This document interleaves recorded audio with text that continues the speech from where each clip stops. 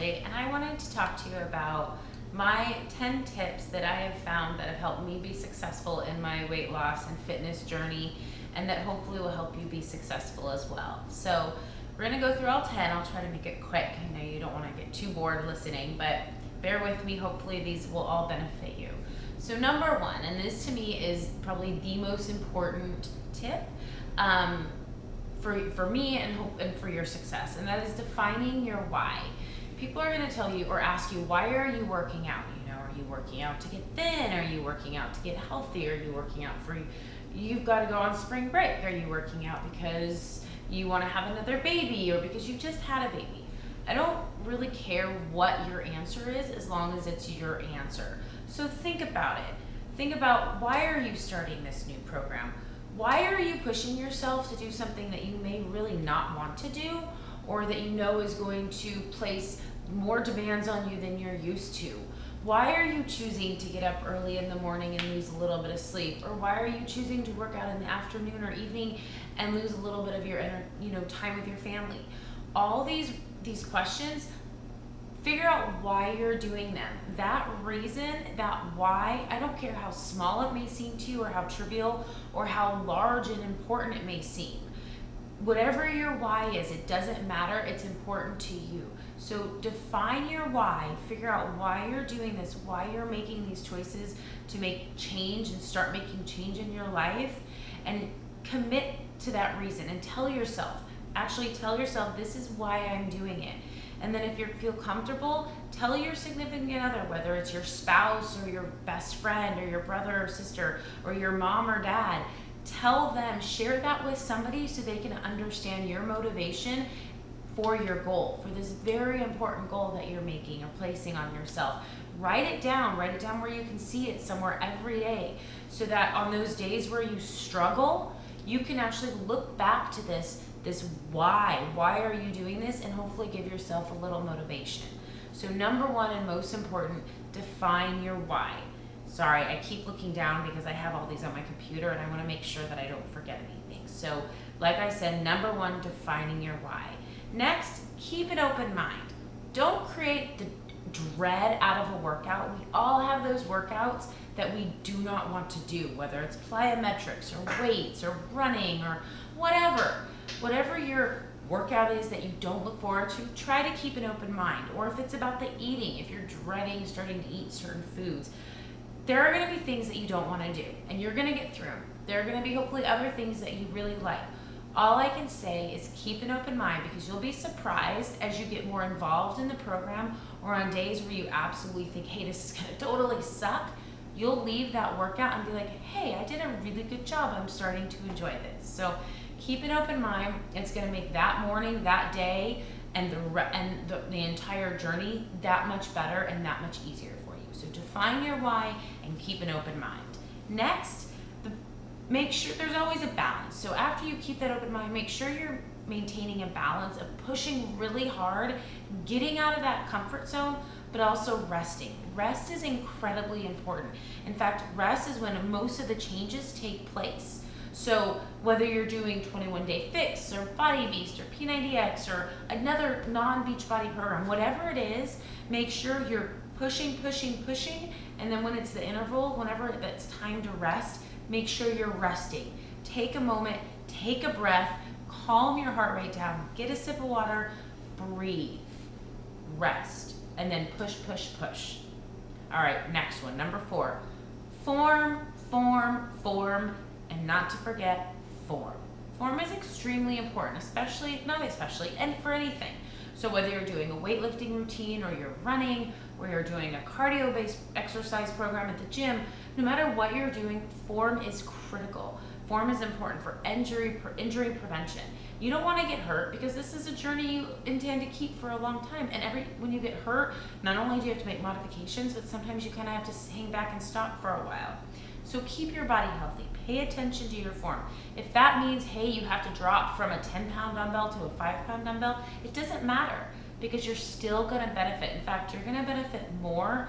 The more proper your form is, the more accurate your form is, the better you're going to do, even if you're cutting your weight in half, or even if you have to drop the weight completely. Now, if it's not a weight-based program, form is still important. If it's just cardio or running, there's so much form to running. You really need to make sure you've got this down because, like I said, it'll prevent injury and you'll actually reap the benefits that you should from that exercise.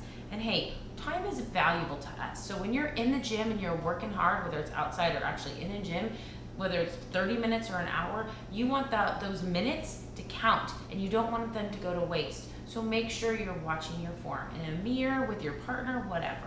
Form, form, form. All right, next, listen to your body. Now I can admit, or I will admit, that I am probably, or used to be very bad at this. I'm getting better, but your body gives you cues, right? So if something hurts, stop. If something hurts, look in the mirror, ask a friend, do I look like I'm doing this correctly? Is my form off? Make a change. Make sure you're doing it correctly. Most of the time if something hurts, there's something that's just out of whack. It's not that the exercise itself is hurting us, something's just not right. Now, that being said, you may have an injury you weren't aware of. Your form may be perfect, but something may just be off inside of you. So pay attention, listen to your body. If you feel like you need to slow down, and it's not just because you're tired or you're uncomfortable, but it's actually something is telling you to slow down, slow down. If you're doing an exercise video like 21 Day Fix or Body Beast or P90X, there's a modifier for a reason. Don't hesitate. There's nothing wrong with following the modifier. You're still gonna get a workout. You're still gonna make an impact on your health.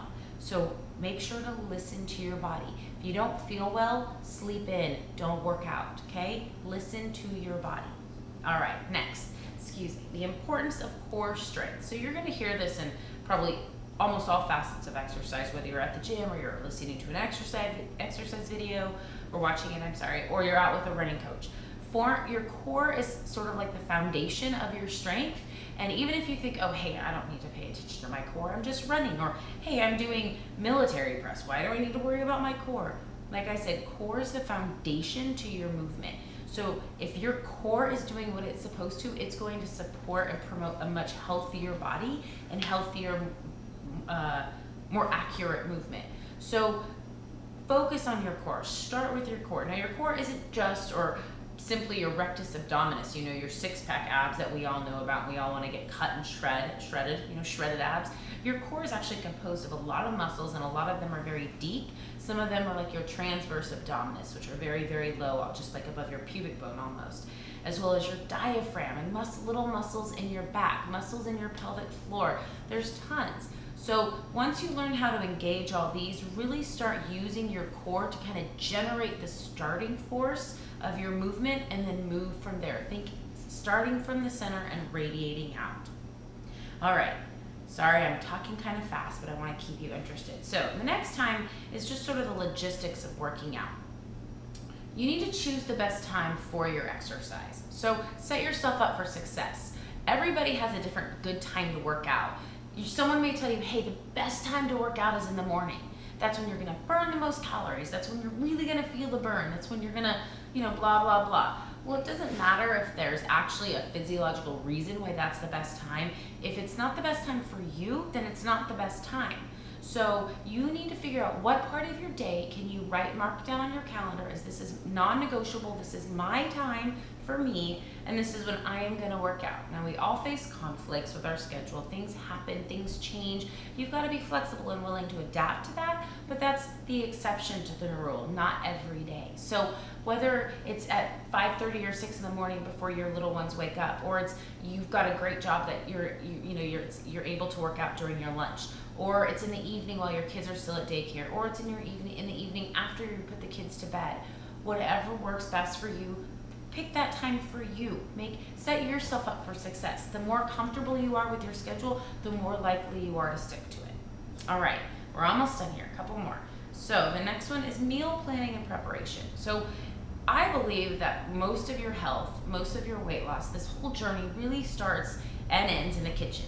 So food is probably, and what you eat is probably the most important part of your weight loss goal, weight loss journey, if that's your journey, or building muscle, whatever it is.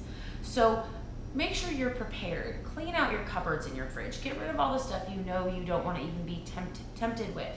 If that's a bar of chocolate, if that's a tub of ice cream, if that's a bag of Fritos, whatever it is, get rid of it, okay? Stock up on the good things, the healthy fats, the proteins, the whatever your okay vices are. For me, it's popcorn and plantain chips. I don't know why, but I'm obsessed with them. So I have those things on hand, but in limited amounts, and I really stuck up on the good stuff, the fruit, the vegetables, like I said, the healthy fats, the proteins, so I don't ever have to feel like I'm in desperate need of a bad thing. You know, we're all gonna have our cheat meals, and that's okay. But that's one other exception to the rule. Most of the time, you wanna be eating that really good nutrient-dense food, all right? So plan ahead. The other thing you can do is meal planning.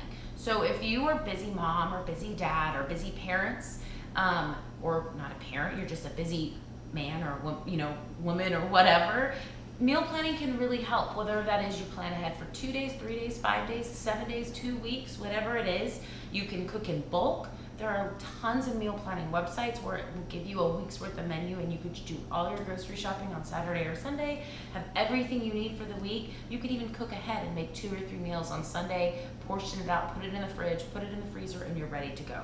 The whole idea behind this, like I said before, is setting yourself up for success. So look into meal planning. Think about, stocking your fridge and your cupboards. Get that all ready to go, okay? It's very important. All right, two more. Attentive and intentional eating. This kind of ties into what I just said.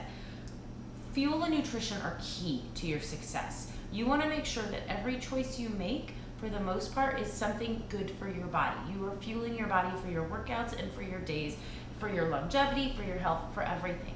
So make sure you're making wise choices. Now, we're all going to have those cheats. We're going to have the candy bar. We're going to have a bowl of ice cream. We're going to have a pizza, whatever.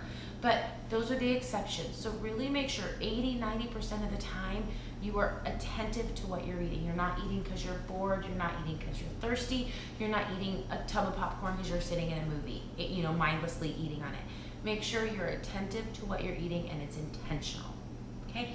And the last one, it's finally here, stay off the darn scale. So I'm a woman, obviously, and I will stand on the scale and get so frustrated because I'm putting all this energy and all this time into my workouts in the gym, and I'm making all the right choices in the kitchen and at the dinner table, and nothing happens. I lose a pound, and it's frustrating, right? It's demoralizing, and you just want to give it all up. Scales don't always reflect all the changes that are going to be made, and things change daily, up and down. Day to day can fluctuate. So if you were to get on the scale every week or every other week or once a month, you'd probably see a bigger change, but don't get on it every day, definitely. And also look for other measurements. Take your body measurements, measure your hips, measure your waist, measure your thighs, your arms, your chest. Try to find a body fat test, especially if you can find a hydrostatic dunk test, which will give you a much more conclusive body composition. You want a high muscle mass or higher muscle mass and lower fat mass. Next, pay attention to the more subjective things, the things that you may not be able to put on a measurement, but you can feel. Are you sleeping better? Are you happier? Is your mood better? Do you have more energy? Do you have to rely less on that 3rd and 4th cup of coffee? Are you more relaxed? Are you able to take a rest? All of these things, although they seem so subjective, are so important and are probably just as important as the numbers on the scale. So like I said, stay off the scale. Look at how you feel. Do you look in the mirror? Can you smile more? I know for me, it's getting easier and easier to look at myself in the mirror because I'm happier with my body.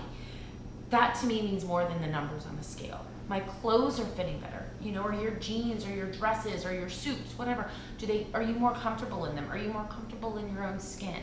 So look at all these things.